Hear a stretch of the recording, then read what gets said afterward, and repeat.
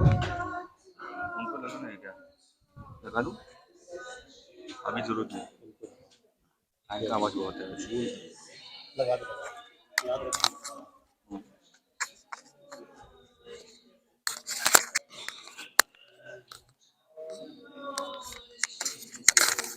Stop हो गया था?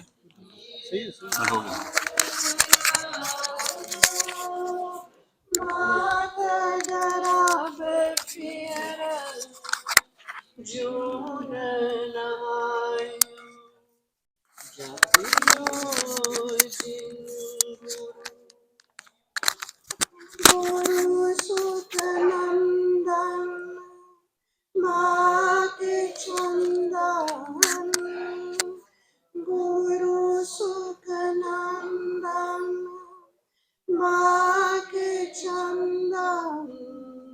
अजाइब की वंदन शीस निभायो जपियो जिन गुरु जपियो जिन गुरु कृपाल दयाल हो मात गराब फिर जून नहायो जपियो जिन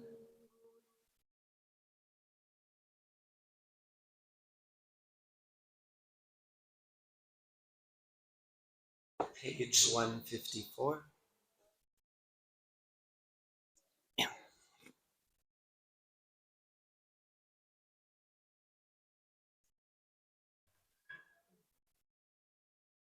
Dhan dhan Satguru mera chela vichare anu melada. Dhan dhan Satguru mera chela vichare anu melada. Jaisa Satguru sunita, Jaisa Satguru sunita, Jaiso hi medita jera vichare anu melada. Jaiso hi medita jera vichare anu melada. Dhan dhan Satguru mera chera vichare anu melada. Dhan dhan Satguru mera chera vichare anu melada. Vichariya mele Prabhu, Vichariya mele Prabhu, Har darga kavasit jera, Vichariya nu melada. Har darga kavasit jera vichare anu melada. Dhan dhan Satguru mera chera vichare anu melada. Dhan dhan Satguru mera chera vichare anu melada. Hare Namo mantra dara deita, Hare Namo mantra dara deita. Gate ho mero gejera vichare anu melada.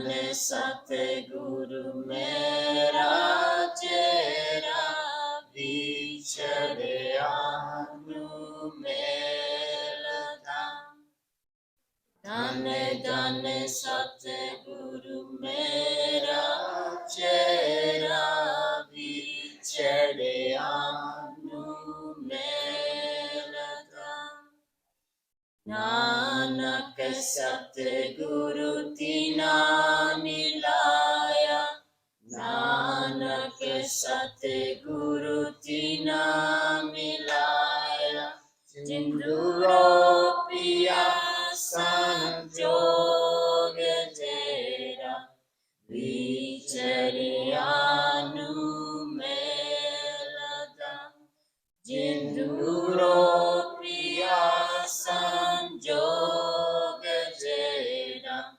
विचरिया नु मेलता धन धन सतगुरु मेरा चेरा विछड़िया नु मेलता धन धन सतगुरु मेरा चेरा विछड़िया नु मेलता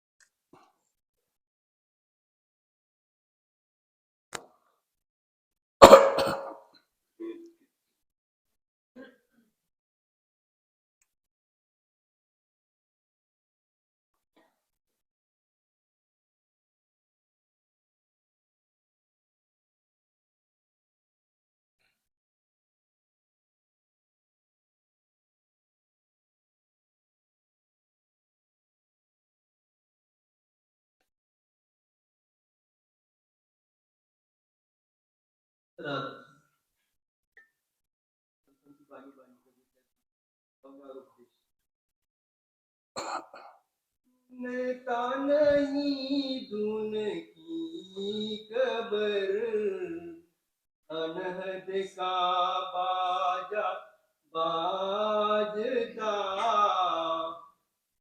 सुनता नहीं धुन की खबर अनहद का बाजा बाजता रसमंद मंदिर बाजता बाहर सुने तो क्या हुआ। ये परम संत सदगुरु कबीर साहब जी की वाणी है। This is the Bani of Param Sant Sadguru Kabir Sahib.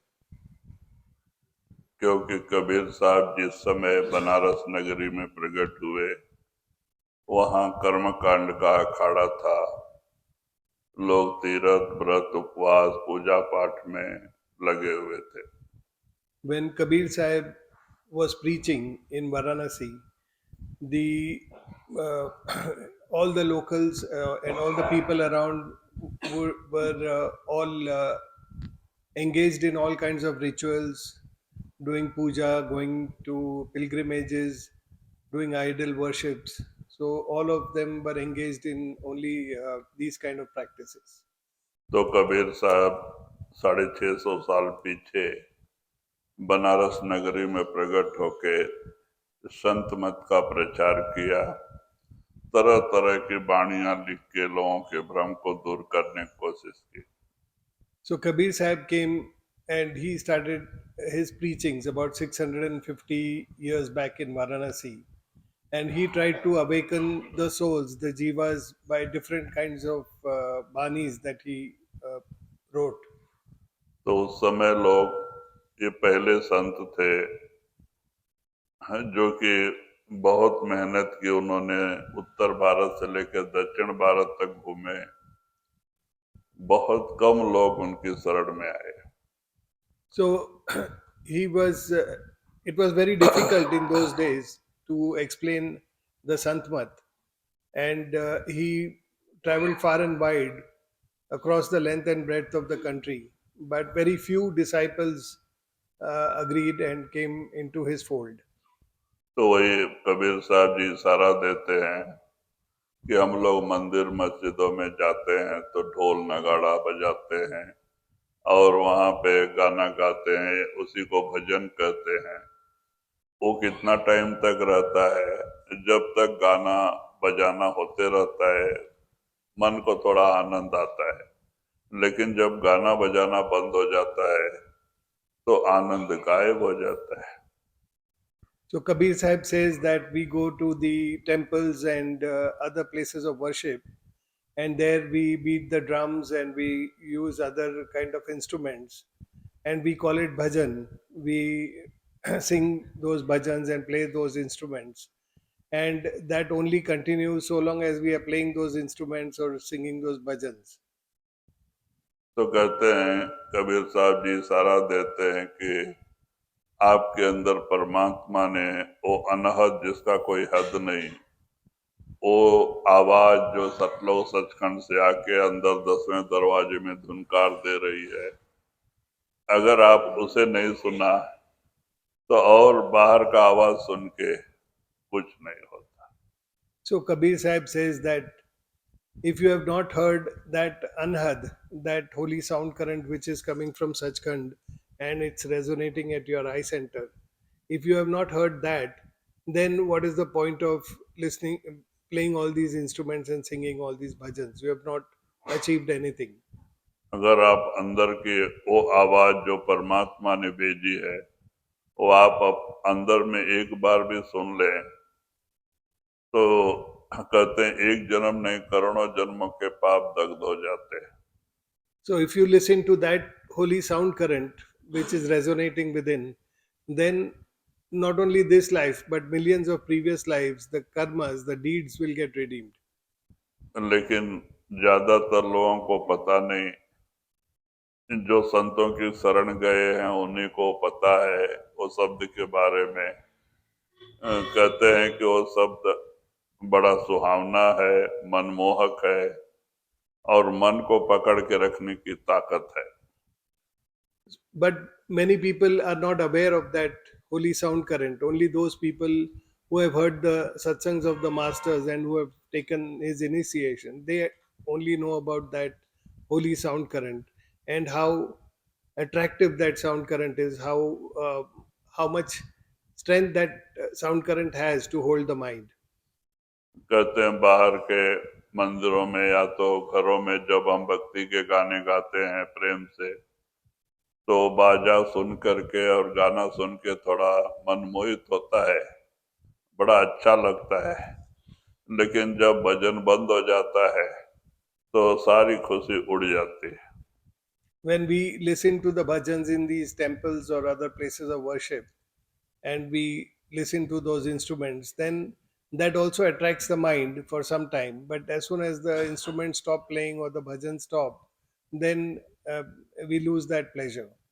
लोग उसी को भजन कहते हैं, लेकिन संत मत के अंदर जो 10वें दरवाजे में धुनकार दे रहा है वो शब्द को सुनना, उसके प्रकाश को देखना, उसको भजन कहते हैं। Everybody understands this, that is the playing of these instruments and singing of bhajans outside. Everyone understands this as bhajan, but saints, they consider listening to that holy sound current at the eye center and seeing the light of that sound current as bhajan. They understand that as the true bhajan. जितने भी ये बाहर वाद्य तैयार हुए हैं, ये सब अंदर के आवाजों की नकल है। अंदर तो परमात्मा ने असल रखी है, उसी की नकल लोग बाहर किए हैं। All the instruments, the musical instruments that we see outside, they are imitations of the sound current within. So the sound current has different sounds, and that is imitated by these different organs that are made outside. जब ऋषियों मुनियों ने अंदर गए, उन्होंने वहां की आवाज सुनी ऊपर के मंडलों की, तो उन्होंने उसी हिसाब से यहाँ आवाजें बनाए गए और उसके वैसे ही यंत्र तैयार किए गए। When the rishis and munis, they went inside and they experienced that holy sound current, then to explain, they made those kind of instruments, they to imitate that sound, to show what that sound within is. बाहर इंसानों का बनाया हुआ सामान है, आपके अंदर कुदरत परमात्मा का बनाया हुआ आवाज है, और वो आवाज जो बिगर वाद्य के बाहर आते रहती है। So these instruments and this music, it's all man-made, but the sound current within, that is made by God Almighty, and that is playing continuously without any instrument. गांजा अफीम और पोसता, भांग और शराबे पीवता। गांजा अफीम और पोसता, भांग और शराबे पीवता। एक प्रेम रस चाका नहीं, अमली हुआ तो क्या हुआ। तो कहते हैं लोग नशा के लिए, अपने जैसे टेंशन को भुलाने के लिए, अपने दुख को भूलने के लिए तरह तरह के काम करते हैं। कोई गांजा, कोई शराब और कोई अफीम, और तरह तरह के नशे का सेवन करते हैं कि दिमाग टेंशन से कुछ अलग हो, टेंशन फ्री हो। इसके लिए बहुत तरह तरह के नशे वाली चीजों का सेवन करते हैं। He says that people, for getting over their sorrow or their tensions, they take different kinds of drugs and intoxicants and other kind of intoxicating beverages.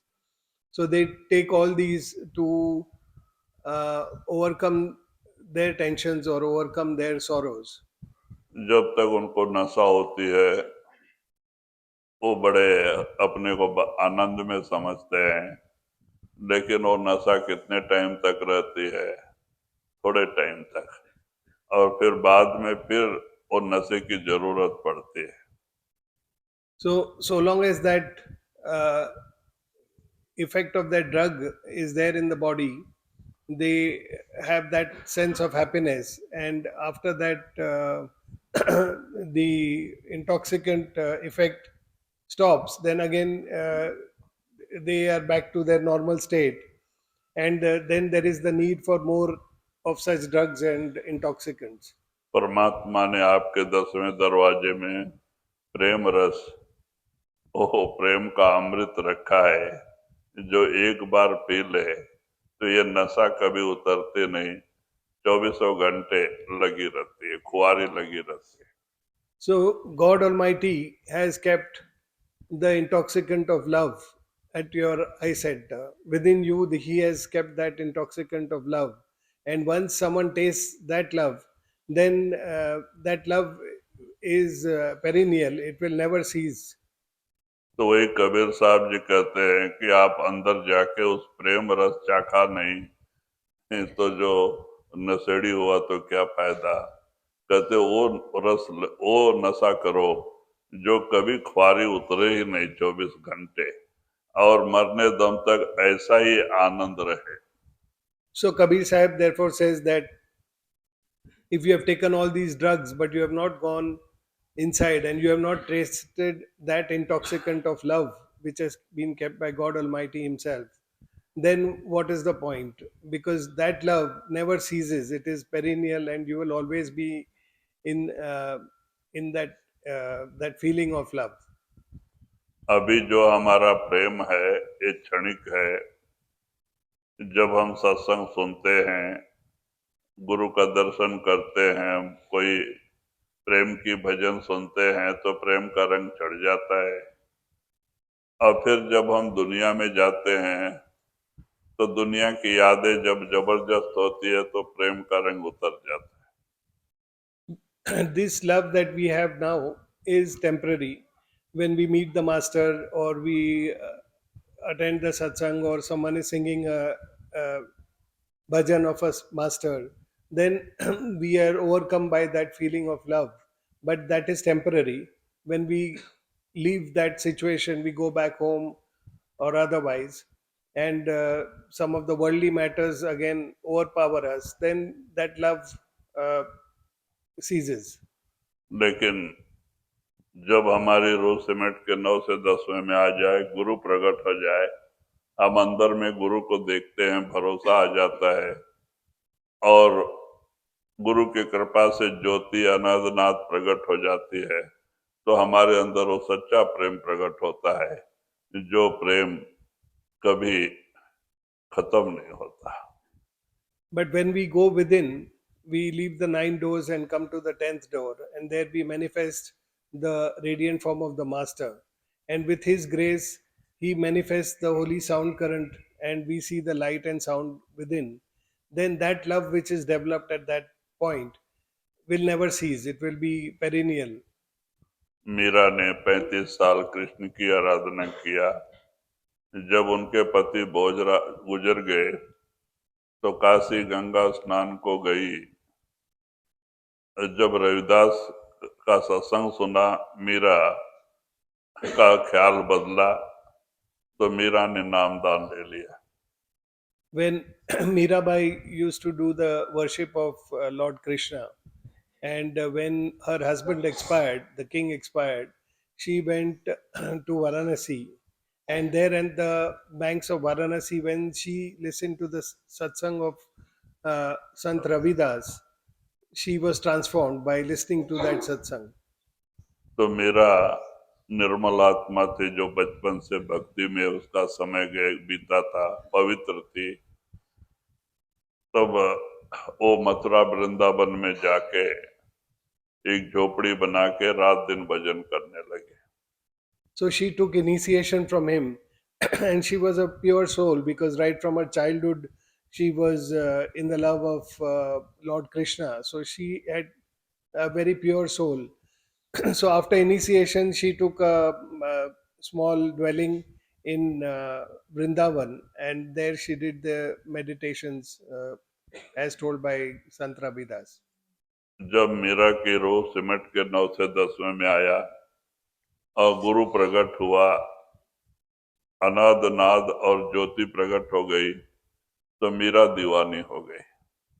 When she manifested the form of her master Ravidas within, when she left the nine doors and came to the 10th door, and she manifested the holy sound current and she could see the light and sound within, then she also uh, uh, fell in the ceaseless love of her master. तो मीरा गली गलियों में साधु संतों के समागम में जाके आनंद में, उस प्रेम के आनंद में नाचने लगती थी, जो कि उनका देवर ही राजा बना था, राणा, उसको अच्छा नहीं लगा। She went so much uh, in the love of her master. She was so madly in love with her master that whenever she would see a gathering of godmen, some saints, then she would go and she would dance and sing about her master. Now, this was not liked by her brother in law. तो उन्होंने मीरा को बहुत भला बुरा कहा कि तुम हमारे राजवाड़े का इज्जत खराब करती है, तो छत्रानी रानी होके नीच जात साधु संतों के अंदर जाके नाचती है, उससे हमारा अपमान होता है, तो बाहर मत जा। So her brother-in-law would keep admonishing her and keep telling her that we are the Kshatriyas, we are of the higher castes, and when you go down and you dance with the people of lower caste, all these various godmen that come, then you are insulting our caste, you are insulting our family and this throne. लेकिन मीरा को तो वो अपने आप से अलग थी, उसके अंदर तो प्रेम का रंग चढ़ा हुआ था। वो किसी की बात मानने को तैयार नहीं, आराम से घूमती थी और साधु संतों के बीच नाचती थी। But Meera Bai was beyond all this. She was so madly in love with her master that all these talks by her brother-in-law did not make any difference, and she continued to enjoy the company of the godmen, and then she would continue dancing and singing praises of her master. तब राणा ने सोचा ये मानेगी नहीं। जब मीरा कुछ दिन घर पे रहने के लिए आती थी, उसी समय उनको मारने की कोशिश की। दासी के हाथ से जहर का प्याला देके और उसे कहा कि ये गुरु चरणामृत है, कह के देना, नहीं तो मीरा नहीं पिएगी, उसको गुरु से प्रेम है, तो गुरु चरणामृत कह के देना जिससे मीरा पी जाए। So her brother-in-law did not like this, and then he felt that he should bring an end to all of this. So when Mirabai visited the palace on few occasions, he tried to have her killed. So on one such occasion, he got poison, and he told the maid that give this to Mira, and don't tell her that. Just tell her that this is the water from the lotus feet of her master. Only then she will consume it. So you go and tell her that, and then give her this glass of poison. जब दासी गई और मीरा के सामने प्याला रख के कहती है कि राणा ने तुम्हें गुरु चरणामृत भेजा है, इसे पीना, तो मीरा ने आव नहीं देखा, ताव नहीं देखा, गुरु चरणामृत कहते ही उठा के पी गई और वो जहर अमृत बन गया। So when the maid did as she was told, she told Mirabai that Rana has sent you this water from the lotus feet of your master. So Mirabai did not uh, think further. She immediately drank that glass of poison, and that poison got converted into nectar. तो मीरा ऐसे नहीं मरी, तो राणा को और भी बुरा लगा, तो उसने सपेरे को बुला के जंगल से एक विषधारी सांप, जिसने कभी इंसान को देखा नहीं हो, ऐसा सांप पकड़ के लाओ कि जो मीरा को देखते ही काट ले। So Rana was very annoyed with this, and then he tried again. This time he asked one of the snake charmers to catch a wild snake who had never seen a human being, and such a snake that would bite instantaneously. So he asked for getting such a snake to bite Meera. तो राणा ने वो जब सपेरा सांप पकड़ के लाया, तो मीरा ने सोने के पिटारे में बंद करके ताला लगा के चाबी दासी के हाथ दे के भेजा। मीरा से कहो राणा ने तुम्हें सोने का हार भेजा है, हीरे जवाहरात और सोने का हार भेजा है, आप कमरे में जाके बंद करके पहनना। So when that snake charmer caught a snake like that, who was a very venomous snake, uh, he kept that snake in a basket of gold and locked it. And he told the maid that you go and tell Meera that Rana has sent these ornaments for her, that she should lock the room and only then try out all these ornaments. तो मीरा ने ऐसे ही किया, अंदर जाके कमरा lock कर दिया, घड़ी लगा ली और जब वो सोने का पिटारा अपने चाबी से खोला तो सांप खड़ा हो गया जिसने और तो मीरा बड़े प्रेम से उसको पकड़ के अपने गले में डाल दिया। So he locked that basket and gave the key to the maid. And when she instructed Mirabai accordingly, हाँ, Mirabai locked the room, and then she opened that basket with that key. And when as soon as she opened the basket, that snake came out to bite. But Mirabai just took that snake and she put that snake around her neck. तो कहते वो सांप हार बन गया। तो जब मीरा को बड़ा दुख हुआ, मैं तो उसका कुछ बिगाड़ता भी नहीं, वो मुझे मारने के पीछे पड़ा है, तो उनको अच्छा नहीं लगा और मीरा ने मेवाड़ छोड़ने का निश्चय कर लिया। So when she put that snake, that poisonous snake around her neck, it turned into a garland. But seeing this attitude of the Rana, Mirabai was very disappointed, and she felt that she should leave Mewad. तो बाद में मीरा ने निश्चय किया कि अब मैं द्वारका में जाके रहूंगी और वहीं भक्ति करूंगी। अब यहाँ रह के, क्योंकि मैं कुछ इनका बिगाड़ नहीं रही हूँ, फिर भी ये मुझे मारने के पीछे पड़ा है, तो यहाँ रहना अच्छा है। So she decided to leave Mewad and go and settle down in Dwarka, because she felt that though I'm not hurting anybody here, I'm not affecting or doing anything wrong. These people are trying to kill me and they are thinking ill about me. So it's better I go to Dwarka and settle there. और द्वारका चली गई जो गुजरात में था, और द्वारका में जाके वहीं एक मंदिर में रहते हुए और वहीं भजन सुमरन करने लगी। So she went to Dwarka and stayed in a temple, and there only she was doing her bhajan simran.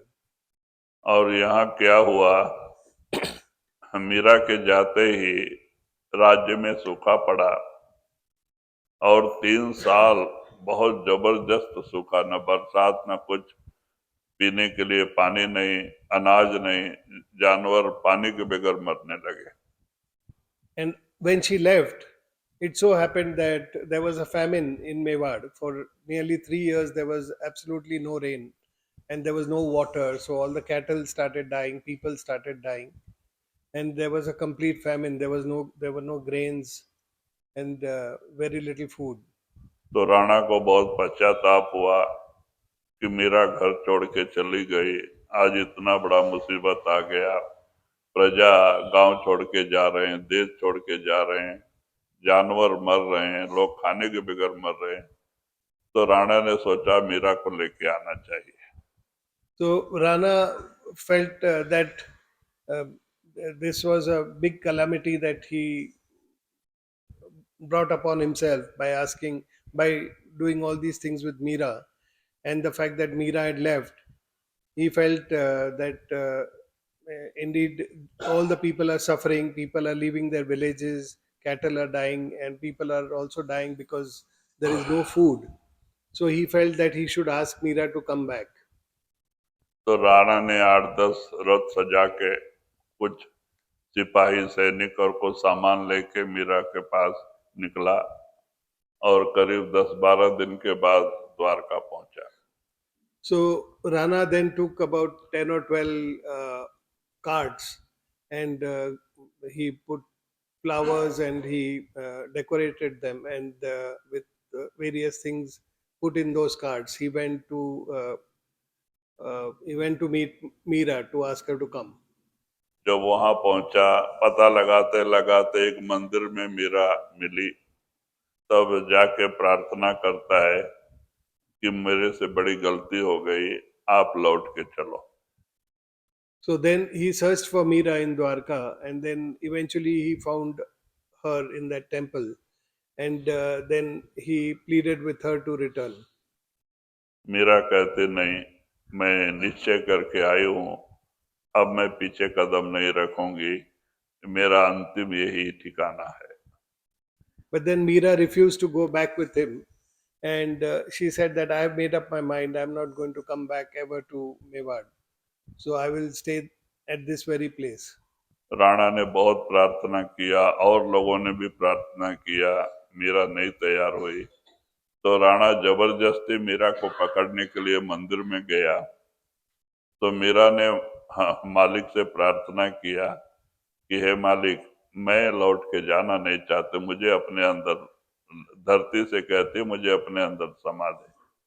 तो धरती फटी और मीरा अंदर चली गई।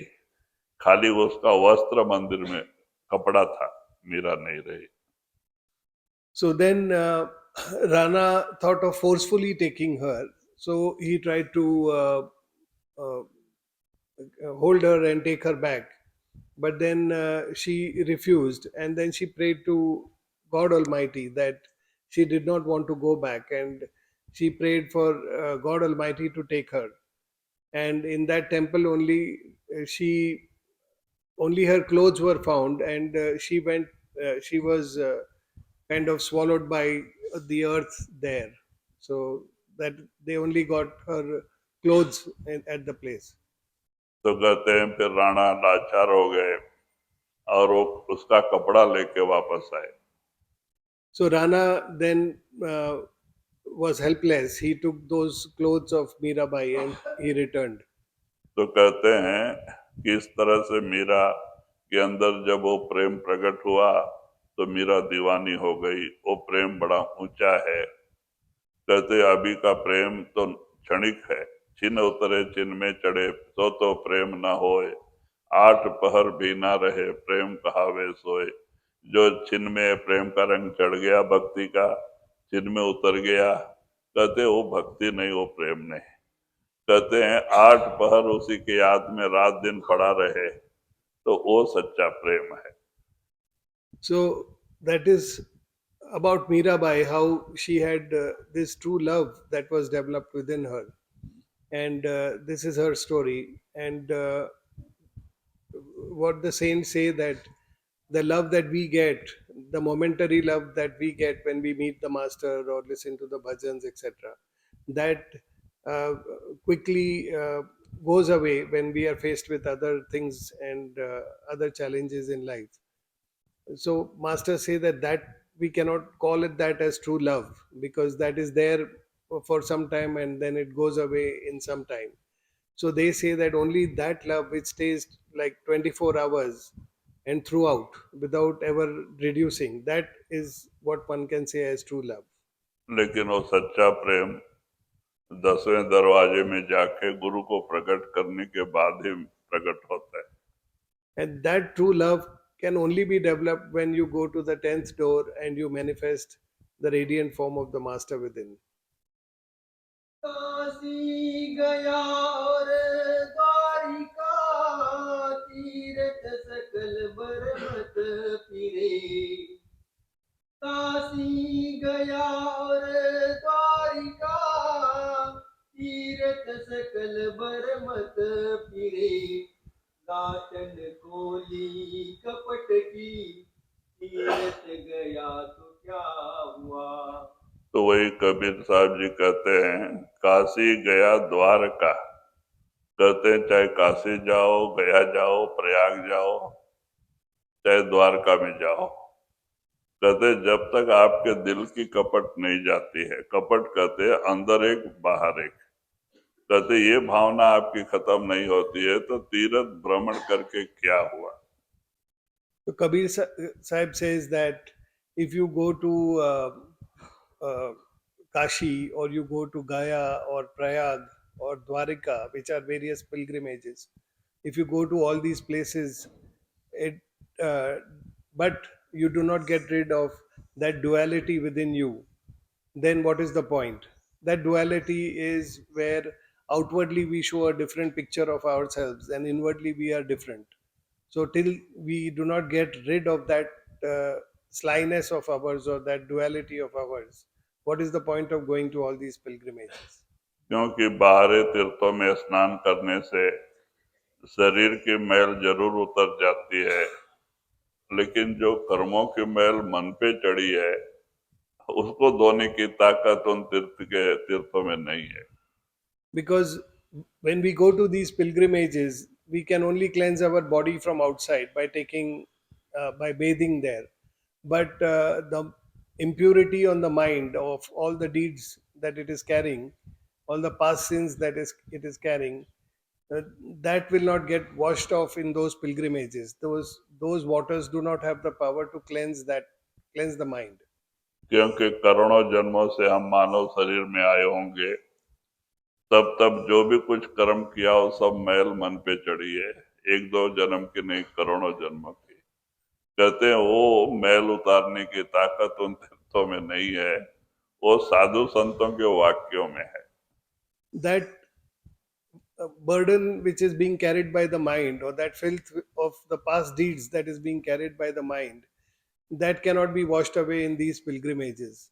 It can only be washed away by the words of the masters. When we listen to the masters, only then we can work towards the cleansing of the mind. कहते हैं जब हम प्रेम से सत्संग सुनते हैं, साधु संतों के निर्मल वाक्य सुनते हैं, तो हमारे मन का स्नान होता है। वहाँ हमारे बहुत सारे कर्म करते हैं, लेकिन वहाँ शरीर का स्नान, यहाँ मन का स्नान होता है। So when we listen to the pure words and the loving words of the masters, and we listen to them with attention and with love and affection, then those words have the effect of cleansing our mind. We bathe in those words and cleanse the mind. So, outwardly, in those pilgrimages, we can only bathe and cleanse the body. But in the company of the masters, we cleanse our minds. क्योंकि सत्संग में जाके चोर चोरी छोड़ देते हैं, नशा करने वाले नशा छोड़ देते हैं, मांस मछली खाने वाले शाकाहारी बन जाते हैं और भक्ति के रास्ते पे चलने लगते हैं।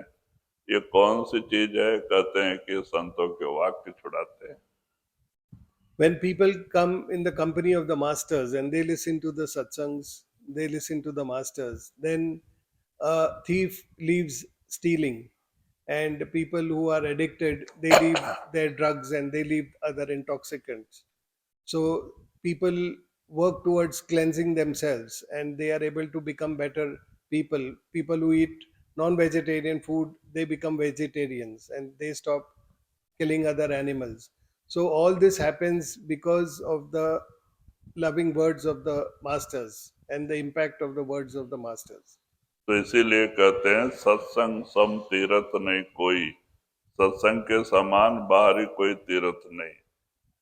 That is why it is said that there is no pilgrimage like the satsang of a saint. तो इसीलिए कबीर साहब कहते हैं कि चाहे काशी जाओ, प्रयाग जाओ, चाहे द्वारका जाओ, गया जाओ, कोई फायदा नहीं। कितने में 68 तीर्थ घूम के आओ, कोई फायदा नहीं, जब तक कि ये आपकी हृदय की गांठ नहीं खुली, कपट नहीं गया, तो आप चाहे कितना भी तीर्थ नहा के आओ तो क्या फायदा। So Kabir Sahib says that it doesn't matter if you go to Kashi or Dwarka or Gaya or Prayag or 68 other pilgrimages that are there.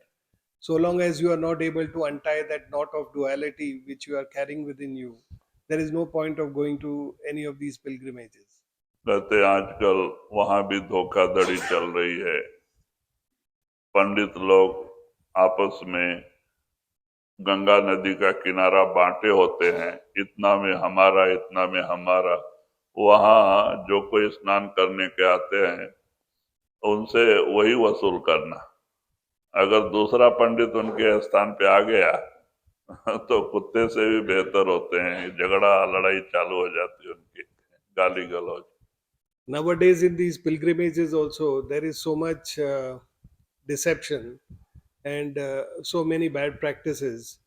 There also the at these pilgrimages, the various pundits and their lobbies, they divide the places to make sure that whichever tourist or pilgrim comes there, he goes to that particular place and then he pays that particular pandit or the attendant there. So there also, if one takes money for some other place, then there is a they fight like dogs there. So all this kind of dirty practices and deception is there in all these pilgrimages also. अभी संक्रांति जनवरी में जगह जगह स्नान करने के लिए बड़ी भीड़ होती है, हरिद्वार, प्रयाग, गंगा में। तो लोग क्या करते, बहुत भीड़ होती है और बहुत ठंडी रहती है बाहर, तो लोग क्या करते हैं, जाते एक डुबकी दो डुबकी लगा के भाग भाग के आते हैं, खाली नहाया वो क्यों ना। तो बाद में क्या करते हैं ये लोग, पंडित लोग उसको पकड़ के रखते हैं और लोटा लोटा पानी डालते हैं ठंडा, कहते हैं गोदान, भूदान, स्वर्ण दान, वस्त्र दान। अब बोलते जाते हैं, डालते जाते हैं, कोई एक दान दिए बगैर छोड़ते ही नहीं। हाँ बेचारा ये ठंडा हो जाता है वो। This 15th of January is like the Sankranti day, and people there is this convention of going to pilgrimages and taking a dip in the holy Ganges. So people go to various places like Haridwar and Varanasi and all, or Rishikesh, and they take a dip. Now it's very cold outside, and the water is also very chilled. So I mean, people hardly take a bath there. They just go, barely take a dip and come out. And these pandits, what they do is they take they catch hold of the pilgrim. They don't let him leave that water, and they keep pouring water on him. And they say, you're doing this you're doing this donation, that donation, and that way. And that poor pilgrim, he is freezing to death there. So till he pays something and gets rid of that pandit, they keep doing this, saying that you are giving so many donations symbolically by taking a dip in the water. तो एक बार महाराज कहानी बताते थे, जैसे कि ये लोग दोपहर तक तो भीड़ होती रहते हैं, अच्छा पैसा कमाते हैं। तो एक पंडित, सब लोग चला गया था, एक ही पंडित था। तो 4 बज रहे शाम का, तो कुछ किसान लोग जो अगल बगल रहने वाले लोग हैं, वो भी 4 बजे हल जोत के और हल बैल खड़ा करके स्नान करने के लिए गंगा में आ रहे हैं, अभी थोड़ा दूर है। तो पंडित थाली विली धो के जाने के लिए तैयार है, कुमकुम और जो रखा था सब धो दिया, रखा है, इतने में देखा कि और भी 5-6 लोग आ रहे हैं। तो उसने क्या किया, इधर उधर देखा, गंगा का कीचड़, बगल का कीचड़ लेके थाली में रख लिया और मंत्र जपते खड़ा हो गया। अब ये लोग आए, ये पहले से जाट लोग है, किसान लोग। तो उन्होंने एक ने पहले ही देखा थोड़ा दूर पे, अरे इसने कुछ चमत्कार किया। तो उसने क्या किया, इधर उधर देखा, एक बालू में मेढक बैठा था छोटा सा, तो उसको पकड़ के जेब में डाल और उसको गांठ मार दिया जेब को, भाग नहीं जाए। अब गांठ मार के लेके आया, और जैसे ही इधर आते ही पंडित लोग वो लोग स्नान करने तक ये चुप थे, ये मंत्र जपते खड़ा था। और जब वो स्नान करके बाहर आए, कपड़ा पहनने लगे, तो ये अपना गंगा जी की मट्टी, तिलक समान मान, सबको तिलक देने लग गया। तो इतने में उसने जो बांध के रखा था जेब में मेढक, वो धीरे से छोड़ा और जेब में हाथ डाला, और जेब में हाथ डाल के कहता है, गंगा जी का मेढुक धन समान मान गाय गौ समान मान दे दिया उसको, और वो उछल के पानी में चला गया। अब ये देखते रह गया कि वो किसान लोग तो ऐसे ऐसे रहते हैं लोग। So ये बाबा जी ने बताया था. हाँ, बाबा जी बताते थे।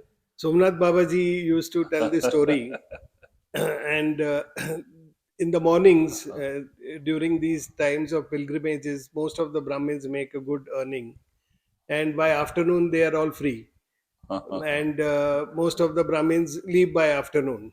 So it so happened that some farmers who were also working who came from the nearby places, after they had worked on their farms, they were coming for a bath to the river bank. Now, when most of the Brahmins had packed up and left, so one Brahmin had washed his plate where they generally keep all the incense and the kumkum and various things for their rituals. So he had washed that plate and thrown away everything. Now, then he realized that there are 4 or 5 more people coming. So now what to do? So he quickly picked some mud from the bank and kept it in his plate. And one of the farmers, he observed that yes, there is some mischief that this Brahmin is doing. So what he did is also caught a frog from the river bank and put it quietly in his pocket, and then he tied a knot in the pocket so the frog would not jump and run away. And then they all went for a bath, and they took a bath, etc. And when they came out, this Brahmin was uh, deceptively, he was chanting his mantras, etc., and he was waiting for them to come out after their bath. So when all of them came out after their bath, he stood up with his plate, which had that dirt from the river bank. So when they came out, he started putting a tilak on all of them. He started taking that Ganga mud. जी की मट्टी तिलक समान मान. So he was telling them that you look at this mud from the Ganges and consider it to be a tilak. And he was putting that on the forehead of all these farmers. हाँ, So that farmer who had observed all this, वो गाय के he गाय समान quietly took out that frog from his plate pocket, plate plate. and then he kept that frog on the plate. And he said, this frog from the river bank you consider as our offering to the Brahmin. So that frog then jumped back in the river. तो ऐसा ब्राह्मण लोग को कहानी रहता है. So that's how all these Brahmins uh, do all these things for their livelihood. पोती किताबें बाँचता औरन को नित समझावता. पोती किताबें बाँचता औरों को नित समझावता. त्रिकुटी मल को जे नहीं बक बक मरा तो क्या हुआ.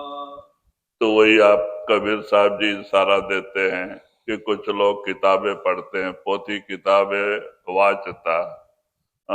कहते हैं कि जो पढ़ते हैं और उसका ज्ञान दूसरे को बताते हैं.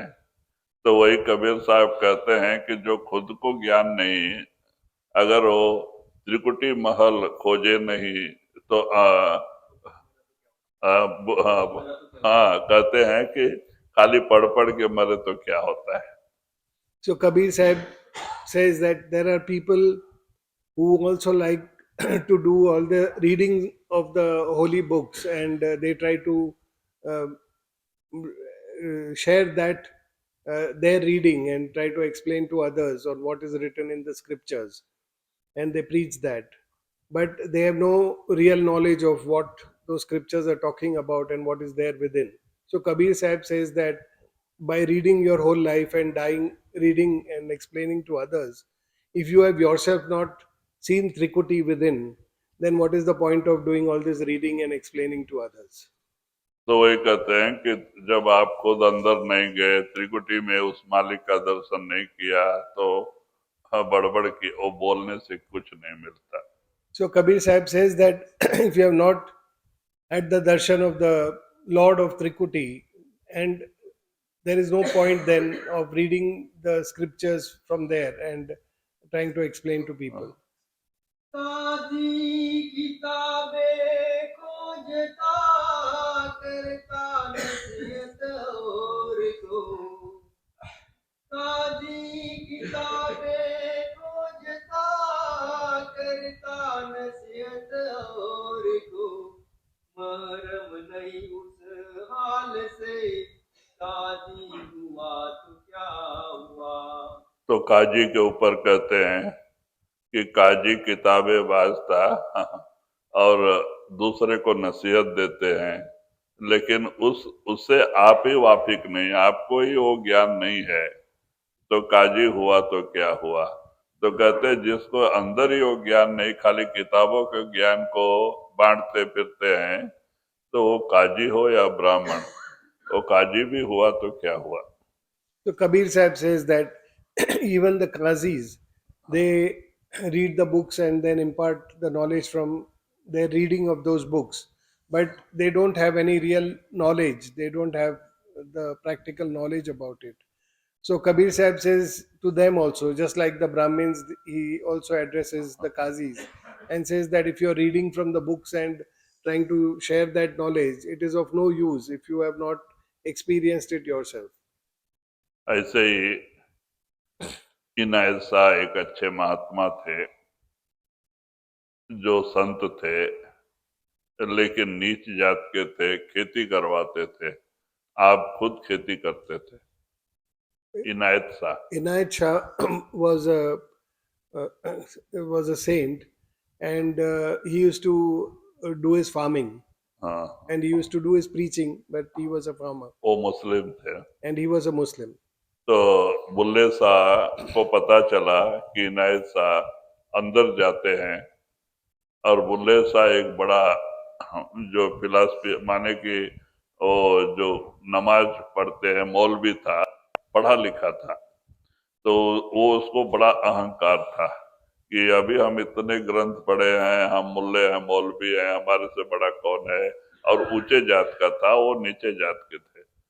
तो उनको मालूम हुआ कि इनायत शाह एक महात्मा है जो अंदर जाते हैं, तो इनको बड़ा झटका लगा। तो बोले अच्छा उनसे मिल के आएंगे।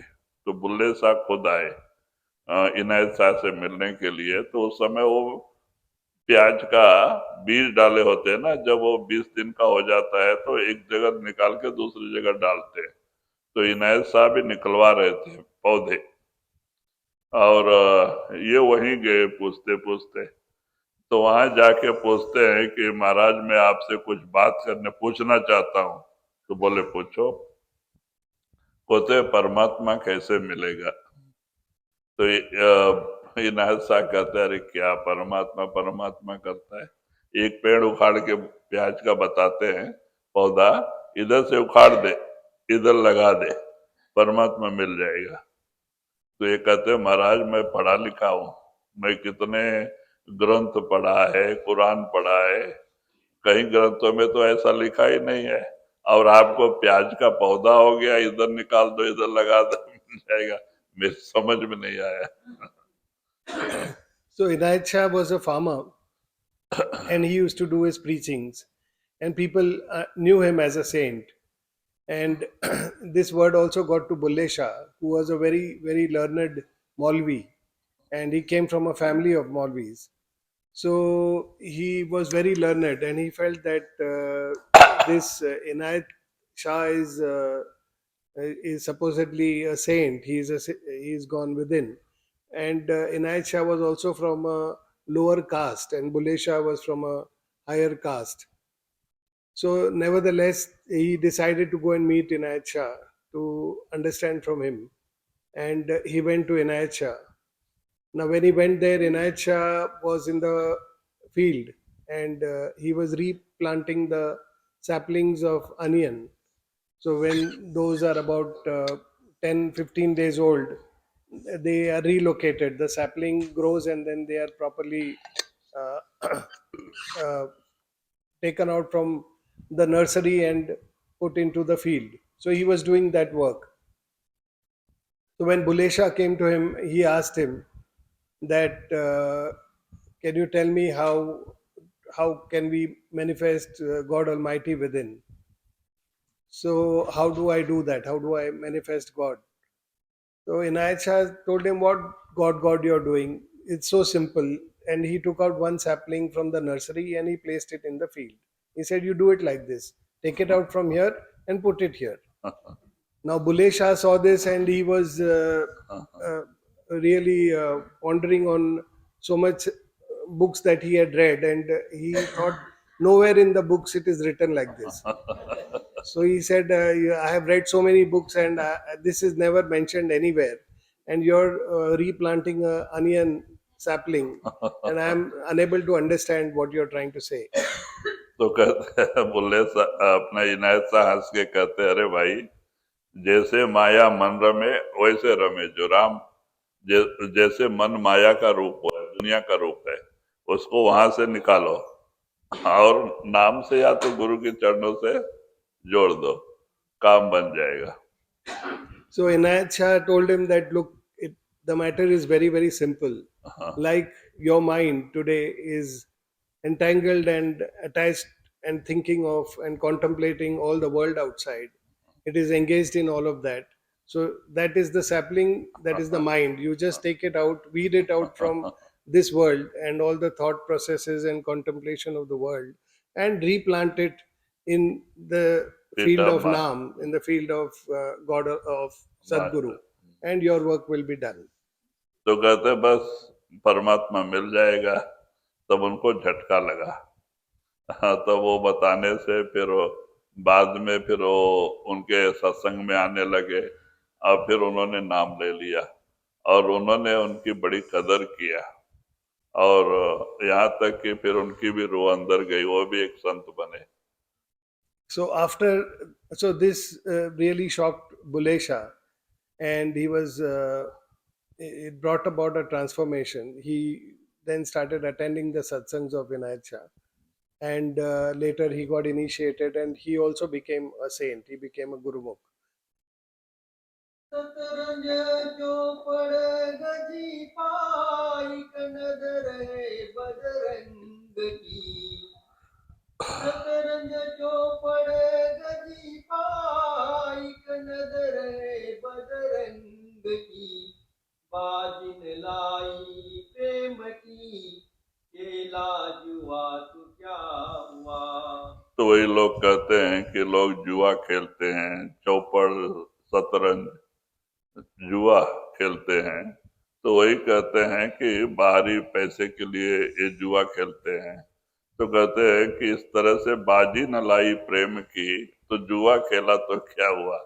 कहते हैं कि लोग पैसे की बाजी लगाते हैं, हाँ, और वो कहते हैं कि अगर प्रेम की बाजी नहीं लगाई तो वो जुआ किस काम का, और जुआ खेला तो क्या मिलेगा।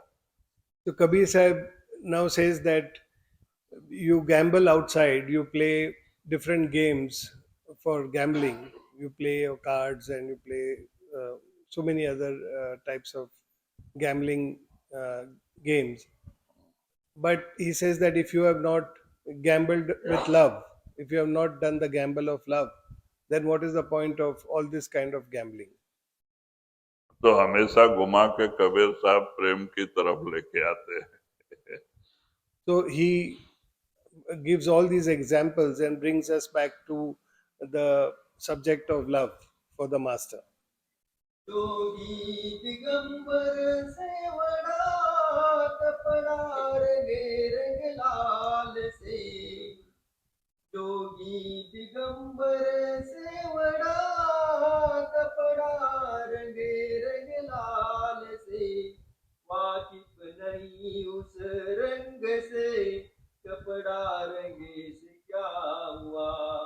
तो कहते हैं कि सन्यासी, जोगी, दिगंबर ये लोग क्या करते हैं, कपड़े को रंग लगा लेते हैं, हाँ, लेकिन उस मालिक के रंग से जो वाकिफ नहीं, तो कपड़ा रंगने से क्या होता है, कपड़े को मालिक नहीं मिलता है।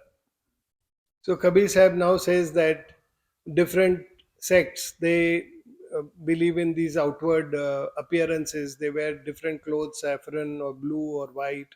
So all these different kinds of people, they adorn all these clothes. They dye all these clothes in different colors.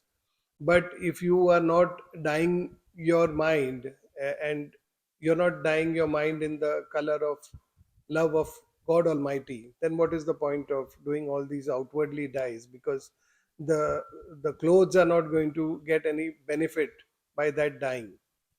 एक जगह वही कबीर साहब कहते हैं कि ये योगी मन ना रंगाए जोगी, रंगाए जोगी कपड़ा। तू मन को उस मालिक के नाम के रंग में रंगना था, तो तूने कपड़े को रंग लगा लिया।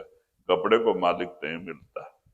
So the masters say that where you were supposed to color your mind in the color of God, dye your mind in the color of God, you have wasted your effort in trying to dye clothes and change your outwardly appearance. अगर मन उस मालिक के नाम के रंग में रंग ले तो हमारा सब कुछ बदल जाए और वो प्रेम प्रकट हो जाए और हम हमेशा के लिए अपने घर लौट के चले जाए, सतलोक Sachkhand. If you are able to dye your mind in the color of love नाम of God Almighty and Nam, then you will be able to get salvation from this world and you will be able to go back to God Almighty. कपड़ा रंगने से मुक्ति नहीं मिलती। कपड़ा 2-4 साल में फट जाता है, फिर उसको हम जगह जगह फेंक देते हैं। तो कहते हैं मन ना रंगाए जोगी, रंगाए जोगी कपड़ा। मन को उस मालिक के नाम के रंगने के बजाय तुमने कपड़ा रंगा लिया, तो कपड़े को मालिक नहीं मिलता। And those clothes, by dyeing those clothes, there is no use because after some point those clothes will get worn off and they will tear and you will have to then discard those clothes. Therefore Kabir Sahib says that yogi, he addresses the yogi and says that you have spent your time in dyeing the clothes, but you should have dyed your mind in the color of love of God Almighty. मंदिर जरो के रावटी, गुल चमन मेरे सदा। मंदिर जरो के रावटी, गुल चमन मेरे सदा। कहत कबीरा है सही, गट गट में साहिब रमरा। तो वही कहते हैं कि तुम मंदिर और कहीं जंगल पहाड़ों में गुफाओं में रह के और कहीं फूलों के बगीचे में रहने से मालिक नहीं मिलता। वो मालिक तो आपके अंदर बैठा है। जब तक आप अंदर नहीं जाओगे वो मालिक कभी बाहर न मिला है न मिलेगा। Now Kabir Sahib says that by staying in the temples or outside in the jungles or surrounding yourselves with flowers, you are not going to get God Almighty. That God Almighty is within you, and you will have to make the effort to manifest Him. तो जब तक कि हम गुरु का हुक्म नहीं मानते, 2.5-3-4 घंटे की बैठक नहीं बनाते, अंदर नहीं जाते, तब तक कि हमें शांति नहीं मिलती। So, till you do not follow the instructions of the Master, you do your meditation of 2.5 hours and you go within, and there you manifest the radiant form of the Master and manifest the holy sound current. Till then, you will not get that peace of mind. कोई मंदिर जरो के रावटी, गुल चमन मेरे सदा। मंदिर जरो के रावटी, गुल चमन मेरे सदा। कहत कबीरा है सही, गट गट में साहिब रमरा। राधा।